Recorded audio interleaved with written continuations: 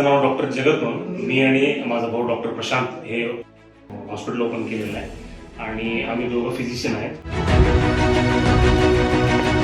नमस्कार, माझं नाव डॉक्टर प्रशांत पाटील आहे. मी एमर्जन्सी डॉक्टर आहे. MD and PG DMS emergency medicines.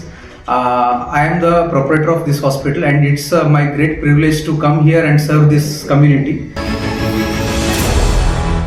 24 hours emergency entry आहे आणि 24 आवर्स मेडिकल शॉप, लॅब आणि ॲम्ब्युलन्स सर्व्हिसेस अवेलेबल असतात. आणि 3 OPD रूम्स आहेत, म्हणजे कन्सल्टेशन रूम आमचे 1, 2 आणि 3 आहे. हा वेटिंग एरिया आहे आणि हे रेडिओलॉजी आणि सोनोग्राफी रूम आहे. अजून सोनोग्राफी नाही आहे आमच्याकडे, खरं इकडं आम्ही सोनोग्राफीचं व्यवस्था. एमर्जन्सी आणि ट्रॉमा रूम आहे. इकडे 3 ऑप्शन्स ठेवलेले आहेत. मेजर ड्रेसिंग्स वगैरे असतात किंवा ऍक्सिडेंट झाल्यानंतर इमिडिएटली जे पेशंट येतोय किंवा हार्ट अटॅकचं पेशंट जे पहिला इकडं आम्ही त्याला स्टेबल करतो, ECG वगैरे करतो. मॉनिटर पण अवेलेबल आहे. एमर्जन्सीना बाहेर काढताना ICU किंवा OT मध्ये शिफ्ट करताना व्हीलचेअरमधनं लिफ्टमधनं त्यांना घेऊन जातो आम्ही, किंवा सेकंड फ्लोअरला आमचे जे वॉर्ड्स आहेत तिकडे पण शिफ्ट पेशंट लिफ्टमधून होतो.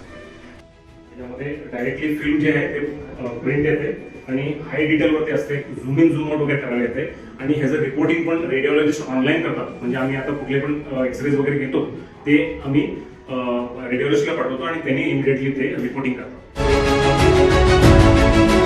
मशीन्स वगैरे जे आहेत हायटेक ह्या पूर्ण भागामध्ये असल्या मशीन्स वगैरे अवेलेबल नव्हते, म्हणून आम्ही हे केले ताकी आम्हाला ICUचे पेशंट असू दे किंवा ऑपरेशनचे पेशंट असू दे, इमिडिएट आम्हाला ते रिपोर्ट्स मिळायला पाहिजे असं आम्ही करून घेतो.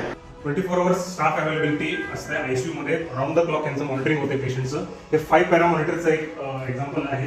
त्याच्यामध्ये 5 वेगळे हे कंटिन्युअसली 24 आवर्स त्यांचे होत असतात. त्यांचं हे वगैरे चालू आहे. हा आमचा व्हेंटिलेटर आहे, बायपॅक मशीन.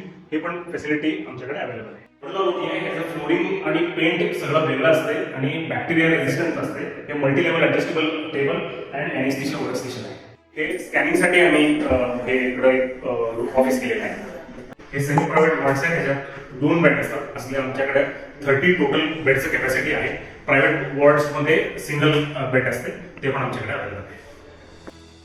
हे प्रायव्हेट वॉर्ड आहे, सिंगल बेडचं आहे. पूर्ण हॉस्पिटलमध्ये सेंट्रलाइज ऑक्सिजन आहे. म्हटलं तर आम्ही एक साईडला आमचं ऑक्सिजन स्टोरेज होतं आणि पाईपलाईननं पूर्ण हॉस्पिटलला ऑक्सिजन सप्लाय असते.